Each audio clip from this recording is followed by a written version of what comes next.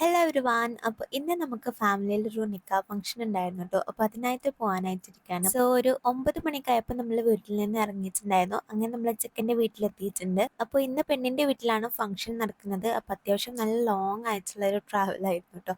അപ്പോൾ ഒരു 10 മണിയായപ്പോൾ നമ്മൾ വീട്ടിൽ നിന്ന് ഇറങ്ങിയിട്ടുണ്ടായിരുന്നു കേട്ടോ. ഈ ഒരു ബസ്സിലാണ് നമ്മൾ ട്രാവൽ ചെയ്യുന്നത്. അപ്പോൾ അത്യാവശ്യം നല്ല ലോങ് ആണ്. ഡാൻസും പാട്ടൊക്കെ ആയിട്ട് നമ്മൾ അങ്ങനെ ഓഡിറ്റോറിയത്തിൽ എത്തിയിട്ടുണ്ട്. ഒരു 11:30 മണിക്കായിട്ടുണ്ടായിരുന്നു. അപ്പോൾ 3 തരം ഡ്രിങ്ക്സ് കുടിക്കാനുണ്ടായിരുന്നു. അപ്പോൾ ഞാനിത് പേരക്കയുടെ ജ്യൂസാണ് എടുത്തിട്ടുണ്ടായിരുന്നു കേട്ടോ. അങ്ങനെ അത് കഴിഞ്ഞിട്ട് ഇപ്പം നിക്കാഹ് നടന്നുകൊണ്ടിരിക്കുകയാണ്. നിക്കാഹ് കഴിഞ്ഞതിന് ശേഷം പിന്നെ പെണ്ണ് ദുപ്പട്ടയൊക്കെ ഇതാക്കിയിട്ട് പെണ്ണിനെ കൊല്ലുന്ന ചടങ്ങാണ്. അങ്ങനെ പോപ്പറൊക്കെ പൊട്ടിച്ചിട്ട് പാട്ടൊക്കെ ആയിട്ട് അങ്ങനെ സ്റ്റേജിലേക്ക് പെണ്ണ് കയറിക്കൊണ്ടിരിക്കുകയാണ്. അങ്ങനെ അത് കഴിഞ്ഞിട്ട് മഹറിടലും കാര്യങ്ങളൊക്കെ കഴിഞ്ഞപ്പോൾ നമ്മൾ നേരെ ഫുഡ് കഴിക്കാനായിട്ട് ഇരുന്നിട്ടുണ്ടായിരുന്നു കേട്ടോ.